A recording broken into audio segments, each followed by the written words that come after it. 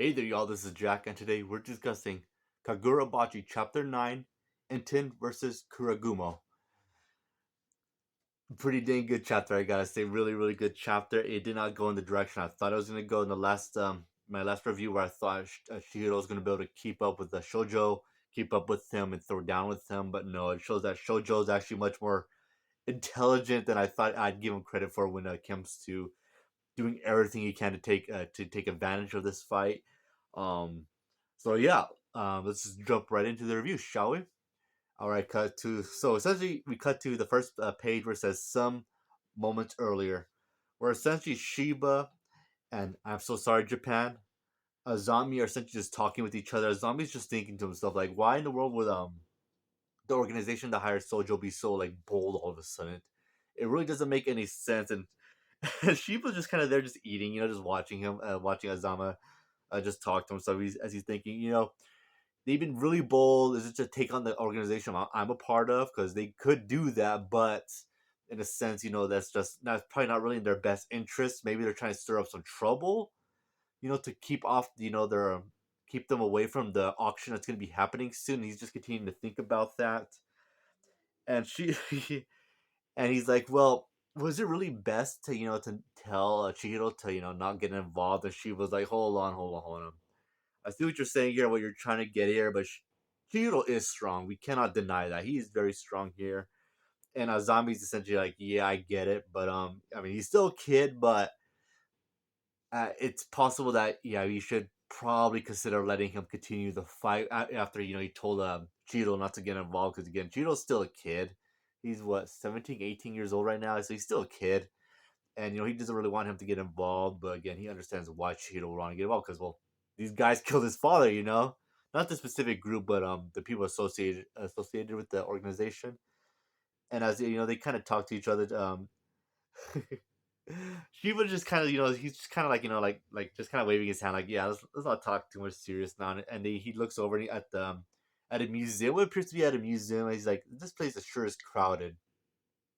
And the zombie says, yeah, it's a commemoration of the war's end that ended last week.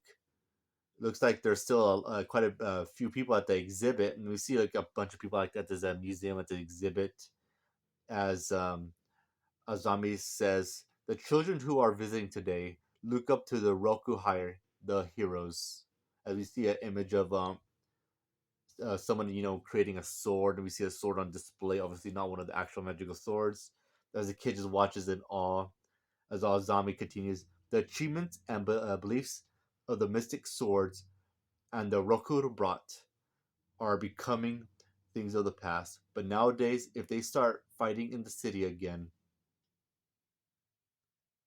and then we cut to the main fight between Chihiro and Sojo as they both face off with the title chapter, chapter 9 and 10 versus Kuregumo. So interesting there, and where Azami was going to go with, I'll touch upon that when he continues the rest of his sentence. But very very interesting on the perspective that the author is displaying on here, where we do get two perspectives on the outcome of creating swords.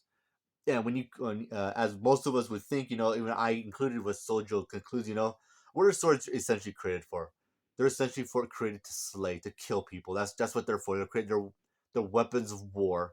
And then we get another perspective of Chihiro, and also an overall perspective from Azami when it comes to the heroes of creating the swords. Very interesting stuff there, I gotta say. With the writer that here is doing again, I guess you could say, it's cliche, but it's cliche done well. So obviously, I have no gripes with it at all. And then we get Cheeto just facing off Shoujo, just thinking, just like a bunch of thoughts just coming to his mind as he says, Shoujo directly came to me. Where's that Sachiya at? How do he know this place? Where did he come here for? Why is he after Shar? Is he after Shar? And stuff like that. He's just immediately just thinking so much thoughts into his head, just rushing to his head as he just continues to stare at Shoujo. As Shoujo starts activating the sword, and we see fog coming from it, and then right there, Cheeto kind of snaps out and says, "That's my father." And then he realizes, yeah, this sword is definitely his father. As Shoujo just says, "Hey, how do you have a Mystic Katana sword that I didn't know anything about?" And Cheeto just kind of like looks over because he sees there's a sword, or sorry, a door behind him, and he immediately bolts to it, and Shoujo immediately follows suit, but going through another door. They both make it out to the open and just both shoot up into the sky.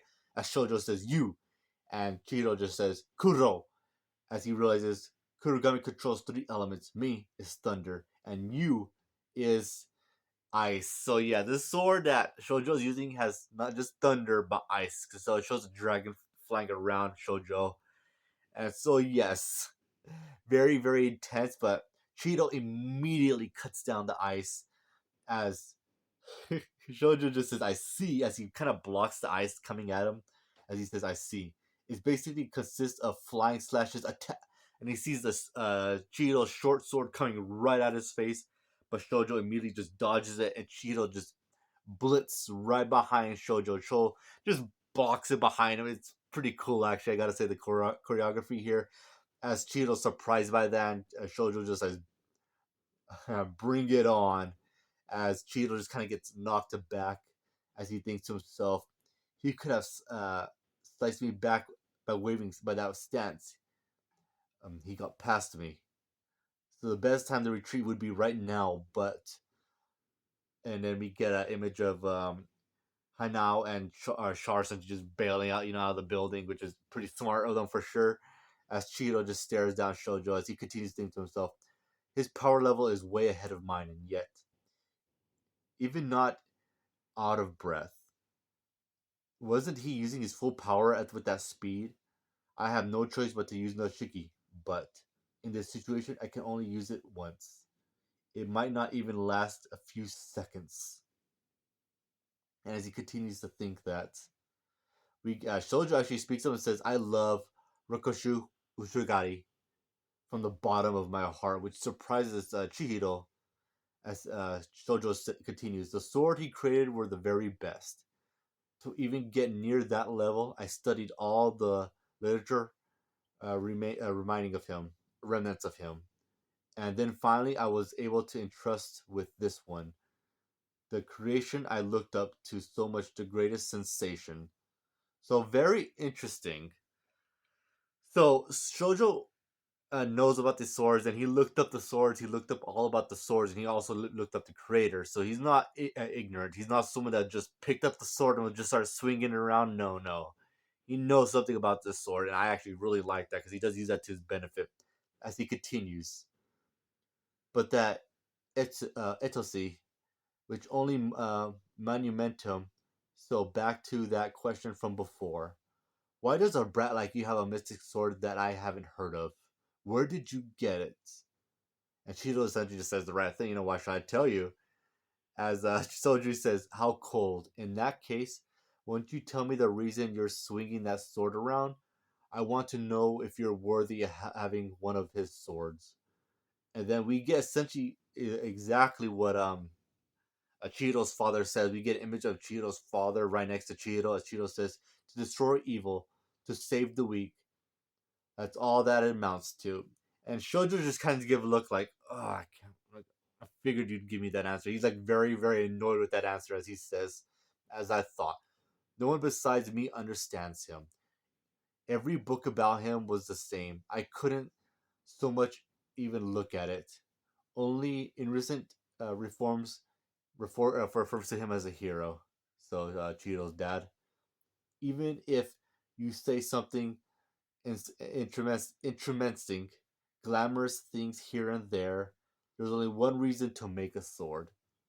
You don't understand anything. I will just have to show you," as he just kind of falls backwards off the building. And Cheeto's like, "Wait, what? Like, what are you doing?" As Shoujo says, "The mystic swords are the ultimate weapons of massacre. They only exist for the purpose of stealing lives." And then we cut to him just holding his sword out with a bunch of electricity gathering around him as Cheeto just tries to close the distance. And we cut back to Azami's words as he says, "If nowadays the mythic swords bearers start fighting in the city, the sacrifice of the civilians would be inevitable. If that were to happen, their reputation as heroes will come crumbling down." So essentially, he's right. he's right. These swords, these mystic swords that were intended to stop a terrible war, they stopped a terrible war. But if people start using them now on people, on innocent people, would people really look at the creators as heroes? I mean, they would be because it's not their fault that they're not the ones using the sword, but people using their creations to use it to destroy and kill innocent people.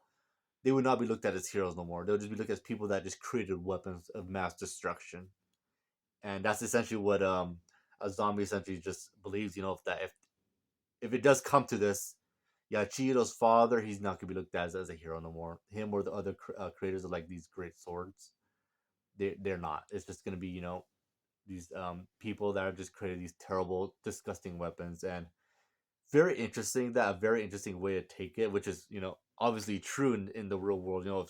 If stuff like this were to happen, I mean, yeah. As Shoto just says, what tremendous power, as expected from Rokuhai. Your weapons are truly wonderful. The Mandala electrical discharge will be a massacre. Me, as he just shoots a massive electrical bolt to just hit everyone around him, but it just does not happen. As electricity just stops, as Shoujo just kind of looks around, looks right over at Chihiro as they all the blast hit right at Chihiro as he says, "Huh? What have you done, you bastard?" As Chihiro essentially says, "It works like a lightning rod. I was just acting as a introduction for a discharge. Lightning rods tip have their own discharge, which serve as an inductor for the thunderbolts." And Cheeto just no sorry, as Shoujo just watches says he sparked discharge from his katana and then used it as an inductor. So in other words, his mystic sword also has the power of thunder. No, it's even more than that. He was using himself as a lightning rod as he just wields his sword back with more electricity gathering around Shoujo's blade, as he says, "You think you can beat me? Try hitting me one more time." And then the thunder disappears from Shoujo's sword as he says it's gone. The incredible powerful Mei mode created from the Kuregumo needs a visual of a few dozen seconds after using utilize. You don't understand anything, says Chihiro. So very interesting. So, well, actually, let's continue reading. Let's continue reading. As Shoujo says, "You can stop acting strong now. You can't even stand properly. You took that thunderbolt head on. It can't be helped. Since it's been a few seconds, everyone should have ran away by now," thinks Chihiro. As Kumababe should be arriving. Until then, the mystic swords only exist for the purpose of stealing lives, as he remembers that from Shoujo. And Chihiro's about to. It seems like he's falling down as he thinks to himself, I will just keep cutting this guy. And then he's about to fall down, but he catches himself as he says, "Nishiki," with the ending quote being, "The power of his will burns strong." So again, very interesting of duality of personalities here. I like that a lot. I like that we're getting these characters' perspectives and not just theirs, but zombies as well from the perspective of like the group of people, like the people like like the regular person, observing this fight. That's very good stuff here. Not just theirs, but as I said, Chihiro's and Shoujo's as Chihiro's. Well, the swords are meant to protect people. That's what swords are meant for to do. These swords, the Mystic Katanas, were meant to end the war and save people. And Shoujo's like, no, no, no, that's not what it is. Swords inherently are created to kill people. They're created to steal lives. That's what they're meant for. They might have been created for good, but we know the truth that swords are meant to kill, and you can't argue with that. You really can't really argue with that. But I do believe I obviously Chihiro's father did make these swords to end the war, to put an end to this war that we really don't know much about.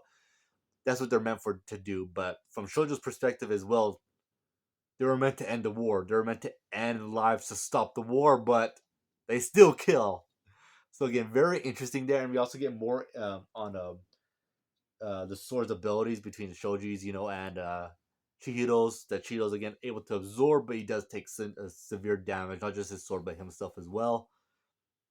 And also that Cheeto's just thinking, I can't beat this guy, but I just gotta hold out as long as I can until help arrives. I like that he said that, and I do hope that help does arrive to help a Cheeto, because as I said before my previous review, I don't want Cheeto to be the one to single handedly defeat him. I want it to be to where he has help, because this is an opponent he can't beat by himself, especially in his current condition.